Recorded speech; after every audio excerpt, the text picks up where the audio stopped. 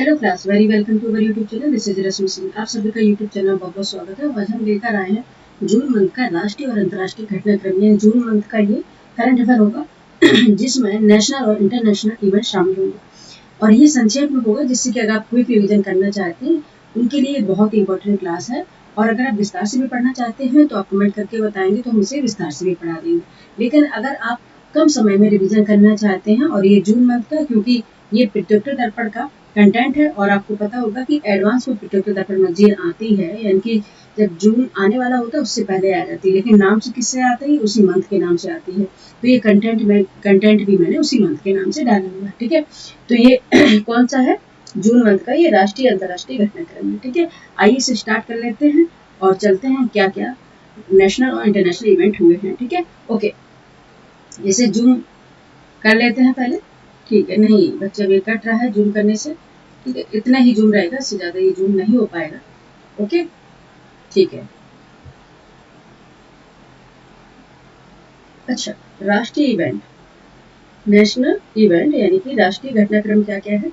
First जो घटनाक्रम है, हाल ही में किस राज्य सरकार ने अंग्रेजी के अतिरिक्त स्वदेशी, खासी और गारो भाषाओं के राजकीय आधिकारिक भाषाओं के रूप में घोषित किया है? ठीक है, यानी कि हाल में किस राज्य सरकार ने अंग्रेजी के अतिरिक्त स्वदेशी जो भाषाएं हैं, खासी और गारो भाषाओं को राज्य की आधिकारिक भाषा के रूप में घोषित किया है? वो किया है, कौन सा राज्य सरकार है? वो किया है मेघालय ने। ठीक है, किसने किया है? मेघालय ने किया है। एक्सप्लेनेशन जरूर देखेंगे, वो बहुत इंपॉर्टेंट हो जाता है कि क्वेश्चन कई बार एक्सप्लेनेशन से भी आ जाते हैं। अच्छा, 16 अप्रैल 2026 को मेघालय मंत्रिमंडल ने इस संबंध में, यानी कि मेघालय राजभाषा अध्यादेश 2026 के संबंध में घोषणा की है कि मेघालय राज्य विधानमंडल, ठीक है, यानी कि मेघालय राज्य विधानमंडल अंग्रेजी भाषा का संचालन जो अभी हो रहा है, तो किसके अधिनियम के तहत? 1980 शहद संबंधित अधिनियम में आवश्यक संशोधन के बाद, ठीक है, इसमें संशोधन किए। पहले अंग्रेजी भाषा का इसमें क्या हो रहा है? प्रयोग हो रहा है, लेकिन इसमें अब संशोधन के बाद क्या कर दिया गया है कि जो ट्राइबल लैंग्वेजेस हैं, यानी कि खासी और गारो, जिसे हम बोल रहे हैं स्वदेशी लैंग्वेजेस, ठीक है, यानी कि खासी और गारो भाषाओं को भी अब उसका प्रयोग करने की इजाजत दे दी गई है। ठीक है, यानी कि अब खासी और गारो भाषाएं भी विधानमंडल में यूज यानी कि प्रयोग की जा सकेंगी। ठीक है, तो कौन सा हो गया वो? राज्य सरकार, मेघालय राज्य सरकार द्वारा। ठीक है, किसके द्वारा? मेघालय राज्य सरकार के द्वारा। ठीक है, नेक्स्ट नंबर है, नेक्स्ट इवेंट नंबर है second, national event number second है, हाल ही में किसे लगातार तीसरी बार राज्यसभा के उपसभापति के रूप में पुनः निर्वाचित किया गया है? किसे किया गया है? ये किया गया है हरिवंश नारायण सिंह को, हरिवंश नारायण सिंह को। ठीक है, अच्छा, राज्यसभा के उपसभापति के रूप में लगातार तीसरी बार, ठीक है, लगातार तीसरी बार हरिवंश नारायण सिंह को चुना गया। ठीक है, और वे उच्च सदन के इतिहास में, ठीक है, इनकी उच्च सदन जानते किसे बोलते हैं? राज्यसभा को। ठीक है, इतिहास में लगातार तीसरी बार, निम्न सदन कौन सा है? लोकसभा। ठीक है, तीसरी बार इस पद पर चुने जाने वाले पहले क्या है? सदस्य बन गए हैं। ठीक है, और उपसभापति का जो पद है, संविधान के अनुच्छेद यानी कि आर्टिकल 89(2) के तहत सृजित एक संवैधानिक पद है, यानी कि क्या है? कॉन्स्टिट्यूशनल पोस्ट है। ठीक है, जिसमें एक निर्दिष्ट है कि राज्यसभा अपने सांसदों में से किसी एक को उपसभापति के रूप में चुनेगी। ठीक है, किससे चुनेगी? उपसभापति के रूप में चुनेगी। और जब भी यह पद रिक्त हो जाए, ठीक है, कब चुनेगी? जब यह पद रिक्त हो जाए और परिषद के किसी अन्य सदस्य को अपना क्या चुनेगी? उपाध्यक्ष चुनेगी। ठीक है, अन्य सदस्य को क्या चुनेगी? उपाध्यक्ष चुनेगी। ओके, नेक्स्ट चलते हैं, national event number third. National event number third है स्टेट ऑफ इंडियाज बैट्स, सोई बैट्स 2024-25 रिपोर्ट के अनुसार भारत के किस राज्य में चमगादड़ों की प्रजाति की संख्या सर्वाधिक है?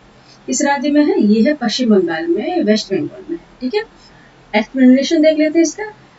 स्टेट ऑफ इंडिया बैट्स की सोई बैट्स 2024-25 भारत में चमगादड़ों पर किया गया अपनी तरह का पहला व्यापक राष्ट्रीय आकलन है और यह रिपोर्ट नेचर कंजर्वेशन फाउंडेशन यानी कि NCF और बैट कंजर्वेशन इंटरनेशनल यानी कि BCI के संयुक्त प्रयासों का क्या है? परिणाम है। ओके, भारत में चमगादड़ों की कुल कितनी प्रजातियां? 135 प्रजातियां पाई जाती हैं। इसमें 16 जो प्रजातियां हैं, लगभग 12% भारत की स्थानिक है, एंडेमिक है। ओके, और क्या है? अंतर्राष्ट्रीय जो प्रकृति संरक्षण संघ है, जिसे बोलेंगे IUCN, इनके द्वारा इन 135 प्रजातियों में से 7 को संकटग्रस्त यानी कि थ्रेटेंड, ठीक है, यानी कि थ्रेटेंड श्रेणी में रखा गया है। और चमगादड़ों की विविधता के मामले में पश्चिम बंगाल यानी कि वेस्ट बंगाल सबसे समृद्ध राज्य, ओके, जहां पे कितनी है 68 यानी कि 68 प्रजातियां दर्ज की गई हैं। अन्य प्रमुख राज्यों में देखें तो मेघालय में देखेंगे 66 यानी 66, सिक्किम में देखेंगे 43 यानी कि 43, उत्तराखंड में 52 यानी कि 52 तथा केरल और कर्नाटक में 41 41 है, 41 41 है। सबसे फर्स्ट नंबर पे क्या है? पश्चिम बंगाल यानी कि वेस्ट बंगाल। ओके, याद रखिएगा, कई बार डिसेंडिंग असेंडिंग ऑर्डर में आ सकता है। नेक्स्ट चलेंगे नेशनल इवेंट नंबर 4। हाल ही में सुर्खियों में रही टोलिंग प्रणाली का क्या नाम, जो वाहनों को टोल प्लाजा पर बिना रुके या गति कम किए तेज गति से टोल गेट से गुजरने की अनुमति देती है। कौन सी वो प्रणाली है? ये है मल्टी लेन फ्री फ्लो, जिसे बोलेंगे शॉर्ट में MLFF टोलिंग प्रणाली। ओके, एक्सप्लेनेशन देखते हैं, व्याख्या इसकी देख लेते हैं। MLFF या बैरियरलेस टोलिंग सिस्टम में बूम बैरियर नहीं होते, ठीक है। टोल की वसूली उच्च प्रदर्शन वाले रेडियो फ्रीक्वेंसी, जिसे बोलेंगे आइडेंटिफिकेशन रीडर, और ऑटोमेटिक नंबर प्लेट रिकॉग्निशन कैमरों द्वारा फास्टैग और VRN को पढ़ने के बाद की जाती है, ठीक है। वहीं फास्टैग एक क्या है? इलेक्ट्रॉनिक टोल वसूली प्रणाली है, ठीक है, जो आई थी रिसेंटली आई है, और ये बहुत क्या है, कारगर साबित भी हुई है, जिसमें रेडियो फ्रीक्वेंसी यानी कि आइडेंटिफिकेशन RFID तकनीकी का उपयोग किया जाता है, ठीक है। और ये कौन सी है? इससे पूछी गई जो हाल में रही है जो प्रणाली, वो है मल्टी लेन फ्री फ्लो, ठीक है, MLFF टोलिंग प्रणाली। ओके, नेक्स्ट चलेंगे national event number 5। National event number 5, ठीक है, ओके। हाल ही में किस राज्य सरकार द्वारा स्पोर्ट्स जीनोमिक्स प्रोग्राम की शुरुआत की गई, ठीक है। स्पोर्ट्स जीनोमिक्स प्रोग्राम की क्या की है? शुरुआत की गई। कौन से राज्य सरकार द्वारा की गई? ये है गुजरात राज्य सरकार द्वारा की गई है, ठीक है।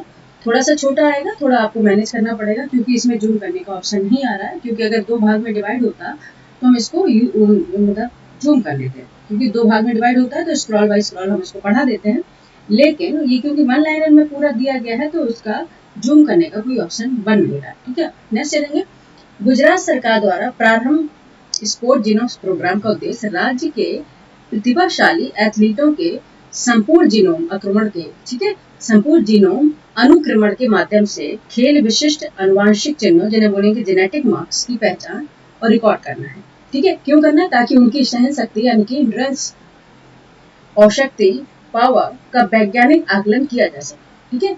और यह प्रयोग गुजरात जैव प्रौद्योगिकी अनुसंधान केंद्र यानी कि गुजरात जैव प्रौद्योगिकी अनुसंधान केंद्र GBRC और गुजरात खेल प्राधिकरण के संयुक्त तत्वाधान में ये संचालित किया जा रहा है, ठीक है, यानी कि संयुक्त इनका प्रयास किया जा रहा है, ठीक है। नेक्स्ट चलेंगे, इवेंट नंबर है 6। नेशनल इवेंट नंबर है 6। थोड़ा ये यहाँ पे ऊपर ओवर क्रॉस हो गया। ओके, केरल स्थित CSIR NIIST के वैज्ञानिकों द्वारा विकसित डिजाइनर चावल में सामान्य अनाजों की तुलना में कितना गुना अधिक प्रोटीन है, ठीक है। कितने गुना है? 3 गुना। लगभग देखेंगे तो 20% से अधिक प्रोटीन इसमें पाया जाता है। क्या कारण है? क्यों पाया जाता है? कारण देख लेते हैं। क्योंकि डिजाइनर चावल किसी अनुवांशिक संशोधन का परिणाम न होकर टूटे हुए चावल के दानों को क्या किया जाता है? पुनर्गठित करके बनाया जाता है, ठीक है। और वैज्ञानिक प्रक्रिया में टूटे हुए चावल को आटे में बदलकर उसमें क्या मिलाया जाता है? उच्च मात्रा में प्रोटीन, आयरन, फॉलिक एसिड और विटामिन B12 जैसे सूक्ष्म पोषक तत्वों को मिलाया जाता है, ठीक है। ये कारण है कि इसमें लगभग 20% से अधिक प्रोटीन पाया जा रहा है, ठीक है। नेक्स्ट चलेंगे क्वेश्चन नंबर, ओके, क्वेश्चन की याद आ जाती है। नेक्स्ट चलेंगे नेशनल इवेंट नंबर 7 है अंतर्राष्ट्रीय मुद्रा कोष IMF की नवीनतम विश्व आर्थिक आउटलुक रिपोर्ट यानी कि WEO रिपोर्ट के अनुसार 2026 में भारत का अनुमानित सकल घरेलू उत्पाद यानी कि GDP ग्रॉस डोमेस्टिक प्रोडक्ट कितना रहने की संभावना है, ठीक है। कितना रहने की संभावना? लगभग देखेंगे 4.15 ट्रिलियन डॉलर, ठीक है। ओके, अंतर्राष्ट्रीय जो मुद्रा कोष है IMF की नवीनतम विश्व आर्थिक आउटलुक WEO रिपोर्ट के अनुसार भारतीय अर्थव्यवस्था अब ब्रिटेन से पिछड़कर दुनिया की 6ठी सबसे बड़ी अर्थव्यवस्था हो गई है। इनके रिपोर्ट के अकॉर्डिंग बताया, ठीक है। रिपोर्ट के आंकड़ों के अनुसार भारत की GDP वर्ष 2025 के $4.92 ट्रिलियन से बढ़कर 2026 में लगभग $4.15 ट्रिलियन तक पहुंचने का अनुमान है। इसी अवधि में ब्रिटेन की जीडीपी की बात करें तो $4.27 ट्रिलियन और जापान की करें तो $4.38 ट्रिलियन अनुमानित की गई है। ठीक है, ये किसकी रिपोर्ट के अकॉर्डिंग है? WEO यानी कि विश्व आर्थिक आउटलुक रिपोर्ट के अकॉर्डिंग। ठीक है, नेक्स्ट चलेंगे national event number 8। National event number 8, Rajasthan के शेरगढ़ वन्यजीव अभ्यारण्य में कार्यरत किस वन रक्षक को, ठीक है, किस वन रक्षक को world wild life fund WWF द्वारा मछली राष्ट्रीय पुरस्कार से सम्मानित किया गया? ठीक है, इसे किया गया है अनीता चौधरी को। ठीक है, इसे किया गया है अनीता चौधरी को। ठीक है, आपको बताते चलें कि बाघिन जो नाम है किसका है, ये जो मछली नाम है एक बाघिन का नाम है। ठीक है, ओके, मछली नाम जो बाघिन का, रणथंभौर की प्रसिद्ध बाघिन है ये। मछली के नाम पर यह स्थापित यह पुरस्कार विश्व समुद्र संगठन यानी WWF द्वारा दिया जाता है। ठीक है, रणथंभौर की प्रसिद्ध बाघिन मछली के नाम। ठीक है, ओके, याद रखिएगा, कई बार आप कंफ्यूज हो जाए। नेक्स्ट नेशनल इवेंट नंबर 9, महान पार्श्व गायिका आशा भोसले जिनका हाल ही में निधन हुआ है। ठीक है, उन्हें किस वर्ष पद्म विभूषण द्वारा यानी कि पद्म विभूषण दिया गया था? बताइए। ये दिया गया था 2008 में। ठीक है, कब दिया गया था? 2008 में। ठीक है, प्रसिद्ध पार्श्व गायिका आशा भोसले का 92 वर्ष की आयु में निधन हो गया, सभी जानते हैं। इनके असाधारण योगदान के लिए उन्हें 2001 में दादा साहब फाल्के दिया गया था, दादा साहब फाल्के पुरस्कार। और 2008 में बात करें तो देश के प्रतिष्ठित नागरिक पुरुष सम्मान जो होता है यह है पद्म विभूषण से इन्हें नवाजा गया था। ठीक है, और अपने करियर में उन्होंने गरीबों की सुनो और परदेश में रहने दो जैसे गीतों के लिए फिल्म फेयर पुरस्कार भी जीता है। साथ ही उमराव जान आई थी 1981 में और इजाजत 1987 में जैसी फिल्मों में गानों के लिए उन्हें राष्ट्रीय फिल्म पुरस्कार भी मिला था। ठीक है, ओके, नेक्स्ट चलेंगे नेशनल इवेंट नंबर 10। ठीक है, क्या है? वैज्ञानिकों द्वारा भारत में गौरामी मछली का पहला जीवाश्म किस स्थान पर खोजा गया है? ठीक है, ये खोजा गया है उत्तर प्रदेश के सहारनपुर जिले में शिवालिक की तलहटी में। ठीक है, उत्तर प्रदेश के सहारनपुर जिले के शिवालिक की तलहटी में खोजा गया है।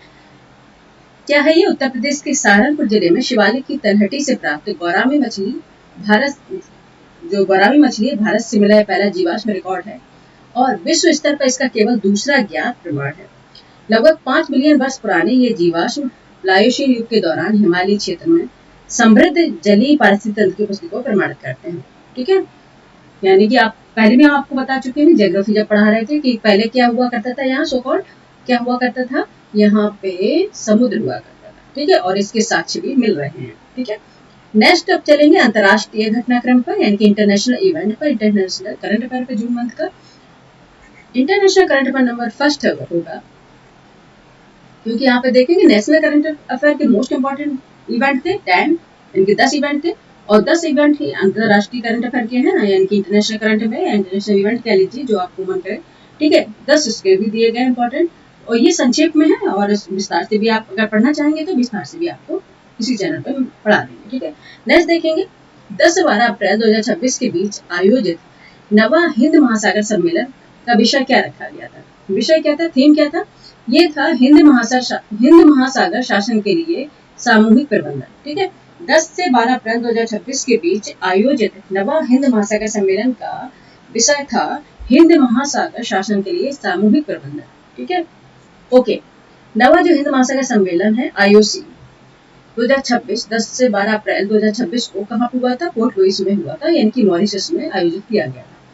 इस सम्मेलन में भारत का जो प्रतिनिधित्व, ठीक है, यानी कि भारत का जो प्रतिनिधित्व प्रदेश जो किया गया था, ठीक, एक मिनट, ठीक है, इसने किया था, ये किया था विदेश मंत्री doctor S Jaishankar, foreign minister doctor S Jaishankar द्वारा किया गया था। ठीक है,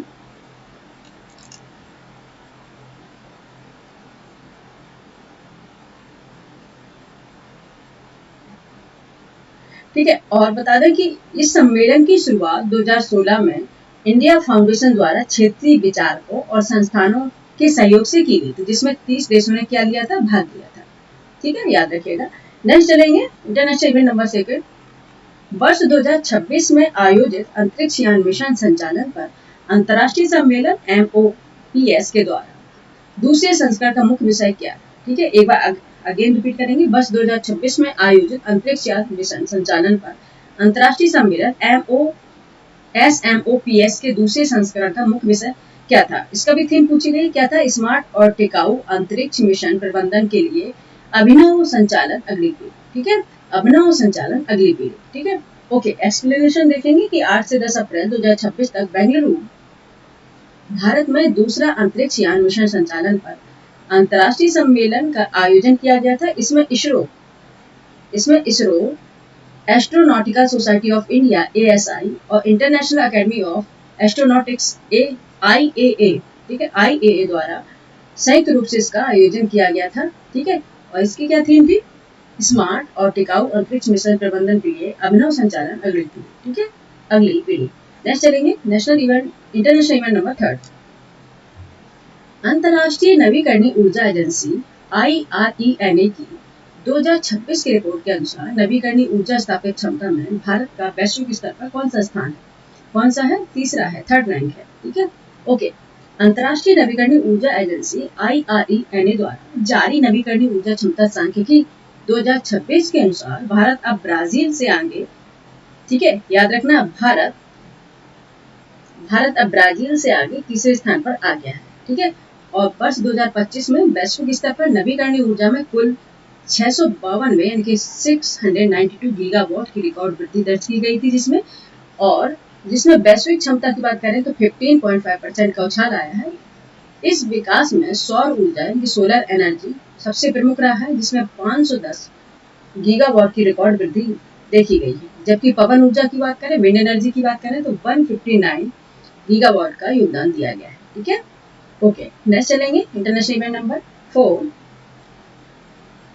विश्व बैंक समूह के अध्यक्ष अजय बंगा द्वारा प्रारंभ वाटर फॉरवर्ड पहल का वर्ष 2030 तक कितने अरब लोगों के लिए जल सुरक्षा में सुधार लाना है? ठीक है, कम से कम बात करेंगे तो 1 अरब लोगों की। ओके, ठीक है, वाटर पहल के तहत विश्व बैंक वाटर फॉरवर्ड के अंतर्गत वर्ष 2030 तक, ठीक है, 2030 तक 40 करोड़ लोगों को जल सुरक्षा प्रदान करेगा। वहीं इसकी साझेदार संस्था अतिरिक्त 60 करोड़ लोगों को कवर भी करेगी। ठीक है, वर्तमान में लगभग 4 अरब लोग विश्व भर में पानी की कमी का सामना कर रहे हैं। ठीक है, ये पता है। और ये इस मौसम में देखेंगे तो सबसे ज्यादा भी देखेंगे दूर दराज के जो एरिया है, जैसे राजस्थान के कुछ एरिया हैं, बहुत ज्यादा पानी की स्कैरिसिटी से जूझ रहे हैं। ठीक है, नेक्स्ट देखते हैं इंटरनेशनल इवेंट नंबर 5। हाल ही में सिएटल, संयुक्त राज्य अमेरिका में किस भारतीय ऐतिहासिक व्यक्तित्व की पहली यानी कि पर्सनालिटी की पहली आदमकद कांस्य प्रतिमा का अनावरण किया गया? ब्रॉन्ज स्टैचू का अनावरण किया गया है। किसका किया गया? ये किया गया है स्वामी विवेकानंद जी का। ठीक है, स्वामी विवेकानंद। ठीक है, ओके। यह जो प्रतिमा है सिएटल महानगरीय क्षेत्र के विवेकानंद सांस्कृतिक केंद्र में स्थापित की गई है। और बताते चले, ये अनावरण जो है किया गया था, याद आपको दिलाएगा, शिकागो में 1893 ईस्वी में विश्व धर्म संसद में स्वामी विवेकानंद के ऐतिहासिक भाषण की भावना को याद दिलाता है। और इसी के कारण ये भी स्टैचू वहाँ पे क्या की गई, अनावरण किया गया है। ठीक है, कि आप लोगों को हमेशा याद रहे कि कहाँ पे, शिकागो में 1893 में विश्व धर्म संसद में जो उन्होंने स्पीच दी थी, जिसके लिए आज भी लोगों ने याद करते हैं। नेक्स्ट चलेंगे, क्वेश्चन नंबर है इंटरनेशनल इवेंट नंबर है 6। हाल ही में किस देश ने तेजी से फैले मीजल्स के प्रकोप के कारण 1 मिलियन से अधिक बच्चों के लिए आपातकालीन टीकाकरण अभियान शुरू करना पड़ा है, यानी वैक्सीनेशन का अभियान शुरू करना पड़ा है? और मीजल्स को आप जानते होंगे, खसरा, रुबेला या फिर इनसे छोटी माता, बड़ी माता, महुआ माता, ये सब गाँव में कहते हैं। ठीक है, और मोस्टली ये वायरस के कारण होती है। ठीक है, क्योंकि अंधविश्वास के कारण लोग इसे धर्म से जोड़ लेते हैं, धार्मिक उससे जोड़ लेते हैं, रिचुअल से जोड़ लेते हैं कि अरे आपने माताओं नाराज कर दिया तो जाके आपको ये हो गया। ठीक है, तो ये कुछ नहीं होता। इस आपको अंधविश्वास, अगर आप पढ़े हैं, आप कई बार पढ़े लिखे भी लोग अंधविश्वास में पड़ जाते हैं। ठीक है, अपना धार्मिक हम चीजों को नकार नहीं रहे हैं, वो अपनी चीज अलग है, लेकिन बीमारियों को प्लीज धर्म से ना जोड़ें। ठीक है, बीमारियों को धर्म से ना जोड़ें, इसका क्या है, इलाज कराएं। ठीक है, क्योंकि ये क्या होता है, ये वायरल संक्रमण होता है और ये वायरस के कारण ही होता है। ठीक है, याद रखिएगा, मीजल्स खसरा एक अत्यधिक संक्रामक एयरबोर्न वायरल बीमारी है। ठीक है, जो पैरामाइक्सो वायरस, ठीक है, पैरामाइक्सो वायरस से होती है। ठीक है, क्या होता है, खसरा, या फिर इसे बोलते हैं मीजल्स। ठीक है, मीजल्स। ओके, ठीक है। यह ड्रॉपलेट्स के माध्यम से फैलती है, ठीक है, यानी कि ड्रॉपलेट्स के माध्यम से फैलती और हवा या सतहों पर 2 घंटे तक संक्रामक रह सकती है। इसके लक्षण में उच्च बुखार, खांसी, नाक बहना, लाल आंखें और विशेष चकत्ते शामिल होते हैं। अन्य जटिलताओं में देखें तो निमोनिया और एंसेफ्लाइटिस भी हो जाता है। वर्तमान में मीजल्स रूबेला यानी कि एमआर वैक्सीन ही इसकी रोकथाम सबसे प्रभावी माना जा रहा है, ठीक है। तो क्या करना है, जैसे कि आपको उसके लक्षण दिखे तुरंत ही आप डॉक्टर से कंसल्ट करें, उनसे सलाह लें और उसके अकॉर्डिंग आप क्या करें, उसकी इलाज करवाएं, ठीक है। कोई धार्मिक चीजों से इसे ना ही जोड़ें, ठीक है। नेक्स्ट चलते हैं question number international event number 7, ठीक है। क्वेश्चन की बात आ जाती है इंटरनेशनल इवेंट नंबर 7। अप्रैल 2026 में Asia zero emission community AZEC plus virtual शिखर सम्मेलन का आयोजन किस देश में किया गया है? ये किया गया है जापान में। कहाँ पे किया गया है? जापान में किया गया है। Asia zero emission community AZEC plus virtual शिखर सम्मेलन में भारत का प्रतिनिधित्व विदेश मंत्री एस जयशंकर ने किया है। और आपको बताते चले कि AZEC एक क्या है? क्षेत्रीय मंच है जो देश विशिष्ट उपायों के माध्यम से एशिया में कार्बन तटस्थता, ठीक है, कार्बन तटस्थता प्राप्त करने के लिए सहयोग को बढ़ावा देता है, ठीक है, सहयोग को बढ़ावा देता है। साथ ही यह आर्थिक विकास और ऊर्जा सुरक्षा भी सुनिश्चित करता है। वर्तमान में Australia, Brunei Darussalam, Cambodia, Indonesia, Japan, Laos, पीडिया, मलेशिया, फिलीपींस, सिंगापुर, थाईलैंड और वियतनाम इसके सदस्य देश हैं, ठीक है, इसके मेंबर कंट्रीज हैं। वहीं भारत इसका भागीदार देश, भारत इसका क्या है? भागीदार देश है, ठीक है। वर्तमान में ऑस्ट्रेलिया, ब्रुनेई, एक बार अगेन सुन लीजिए, ठीक है, zero emission community AZEC, Z की बात आ जाती है, AZEC इसके जो देश हैं कौन कौन से सदस्य देश हैं? Australia, Brunei Darussalam, Cambodia, Indonesia, Japan, Laos, पीडिया, Malaysia, Philippines, Singapore, Thailand, Vietnam, ठीक है। और जो भारत है इसका भागीदार देश, ठीक है। नेक्स्ट चलेंगे इंटरनेशनल इवेंट नंबर 8। हाल ही में सुर्खियों में रहे स्कार्बोरो शोर पर कौन से 2 देश अपना दावा करते हैं, ठीक है। कौन से देश? जो 2 देश हैं जो अपना इसमें दावा कर रहे हैं, वो है चीन और फिलीपींस, या चीन या फिलीपाइंस, ठीक है। हाल ही में देखा गया है कि चीन द्वारा विवादित दक्षिण चीन सागर SCS के स्कार्बो शोर के अवरुद्ध करने के लिए जहाजों और अन्य बाधाओं को तैनात किया गया है। और बता दें स्कार्बो शोर क्या है? दक्षिण चीन सागर में एक विवादित एटॉल है। इस पर चीन और फिलीपींस दोनों संप्रभुत्व का दावा करते हैं, सॉवरेनिटी का दावा करते हैं, ठीक है। अब आप बता दें एटॉल क्या है, होता है, ये क्या होती है, ठीक है। एक मिनट, कहाँ पे गया?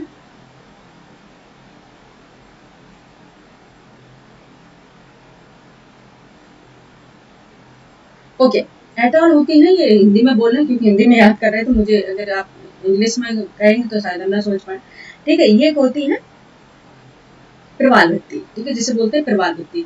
प्रवाल भित्तियां क्या होती है? मूंगा जिसे बोलते हैं हिंदी में, इसको ये क्या होता है? सी पॉलिप्स होता है, समुद्री जीव होता है, ठीक है। ये समुद्री जीव होता है और ये क्या कैल्शियम कार्बोनेट के उसमें कवर में रहता है या खोल में रहता है, और उसके मर जाने के बाद वो लगातार उसी पर दूसरा जीव आके रहने लग जाता है। इस तरह से क्या बन जाता है? ये एक चट्टान की तरह, एक टापू की तरह या आइलैंड का निर्माण होता है। इसी में एक होता है एटॉल, ठीक है। इस अकॉर्डिंग इसकी शेप के एटॉल्स का जैसे निर्माण बना लेते हैं घोड़े के नाल की तरह से, ठीक है। तो ये हो जाता है, क्या होता है? एक आइलैंड का निर्माण हो जाता है, ठीक है। इसीलिए इसको, और ये कहाँ पे है? ये विवादित है, ठीक है। इसको, ये है कौन सा आइलैंड है? स्कार्बोरो, ठीक है। और ये स्कार्बोरो शोर आइलैंड है और दक्षिण चीन सागर और फिलीपींस के बीच विवादित है, ठीक है। इस पर दोनों अपने सॉवरेनिटी का दावा कर रहे हैं, प्रभुत्व का दावा कर रहे हैं, ठीक है। ओके, बाकी हम इसमें सब पढ़ा चुके हैं इंडियन ज्योग्राफी में, आप देख लीजिएगा। नेक्स्ट देखेंगे, हाल ही में किस संस्था द्वारा नेशनल इंटरनेशनल इवेंट नंबर 9, हाल ही में किस संस्था द्वारा 6 महीने के लिए शाकनासी, ग्लूफोसिनेट और, ठीक है, शाकनासी, ग्लूफोसिनेट, ठीक है, याद रखिएगा, यहाँ पे देखेंगे शाकनासी, ग्लूफोसिनेट और उसके लवणों के आयात को प्रतिबंधित कर दिया गया है। किसने कर दिया है? किस संस्था द्वारा किया है? ये विदेश व्यापार महानिदेशालय DGFT द्वारा, ठीक है। अच्छा, ग्लूफोसिनेट क्या है? ग्लूफोसिनेट एक व्यापक प्रभाव वाला गैर चयनात्मक संपर्क खरपतवारनाशी हर्बिसाइड है, ठीक है। हर्बिसाइड है, खरपतवारनाशी समझते हैं आप, कि अनवांटेड जो प्लांट्स ग्रो कर जाते हैं जब भी आप कोई भी क्रॉप्स ग्रो करते हैं, ठीक है, उसके क्या करें मिटिगेशन के लिए या उसके सफाई के लिए, ठीक है, उनकी उसके कंट्रोल के लिए सबसे बेस्ट रहेगा। उसके कंट्रोल के लिए जो हर्बिसाइड मिलाया जाता है ग्लूफोसिनेट, ठीक है, इसको बोलते हैं खरपतवार नाशक, ठीक है, और इसका प्रयोग दुनिया भर में फसलों में खरपतवार नियंत्रण के लिए किया जाता है, ठीक है, और इसका क्या कर दिया है आयात को अब क्या कर दिया प्रतिबंधित कर दिया गया, ठीक है, ठीक है, ओके। नेक्स्ट चलते हैं इंटरनेशनल इवेंट नंबर 10 और ये लास्ट हमारा है। हाल ही में समाचार की सुर्खियों में रहा केशम द्वीप किस देश के अधिकार क्षेत्र में आता है? केशम द्वीप यानी केशम आइलैंड किस देश के अधिकार क्षेत्र में आता है? ये आता है ईरान के अधिकार क्षेत्र में। किसके? ईरान के अधिकार क्षेत्र में आता है। और एटलस निकाल के आप लोग देखिएगा, केशम द्वीप ईरान बंदर अब्बास के पास स्थित है और खुरान क्लैरेंस जल डमरूमग यानी कि स्ट्रेट के द्वारा अलग होता है। यह फारस की खाड़ी का सबसे बड़ा द्वीप है, सबसे बड़ा आइलैंड, ठीक है। और ये देख ले कि किसके आप पता है स्टेट क्या होती है? स्टेट क्या होती है? दो लैंड मास को क्या करती है? अलग करती है, ठीक है, दो लैंड मास को अलग करती हैं एंड दो वाटर बॉडी को कनेक्ट करती हैं, ठीक है, याद रखिएगा। केशम द्वीप जो है बंदर अब्बास के पास स्थित है ईरान में, और खुरान क्लैरेंस जो क्लैरेंस वाटर स्टेट है यानी कि जल डमरू मत बोलेंगे या फिर इसे बोलेंगे जल संधि के द्वारा ये क्या होता है? अलग होता है, ठीक है। और यह फारस की खाड़ी का सबसे बड़ा द्वीप है, याद रखिएगा, ठीक है। अच्छा, यहाँ पे हमारे नेशनल और इंटरनेशनल इवेंट दोनों ही कंप्लीट हो गए। ये क्लास आपको कैसी लगी जरूर बताएं, लाइक करें, सब्सक्राइब किए अगर आप चाहते हैं इस तरह से शॉर्ट वीडियो, ठीक है। अभी छोटे छोटे अभी में बाकी हमारी दूसरी और चैनल है जिसमें हम इंडियन ज्योग्राफी पढ़ा रहे हैं और काफी हमने उसका सिलेबस कंप्लीट भी कर दिया है, वो ज्योग्राफी अध्ययन पे, ठीक है, आप उसको सर्च करके आप देख लीजिए। और हम अब 12th चैप्टर पे आने वाले live stock and animal husbandry पे स्टार्ट करने वाले हैं, और बाकी आप देखेंगे 11th हमने चैप्टर कंप्लीट करा दिए हैं और ये इंग्लिश में हो रहा है, ठीक है। इंग्लिश मीडियम वाले बच्चे हो या उसमें हम पढ़ना इस तरह से रहे हैं कि आप अगर हिंदी मीडियम वाले भी बच्चे हैं तो भी आपको समझ में आ जाएगा, कोई परेशानी नहीं होगी। एक बार आप विजिट करिए, आपको लगेगा कि हाँ हम मैम बहुत अच्छे से पढ़ा है, ठीक है। ये क्लास कैसी लगी अब जरूर बताएं, लाइक करें, सब्सक्राइब करें, शेयर करें। मिलते हैं फिर इसके नेक्स्ट वीडियो में, ठीक है। Thank you for watching.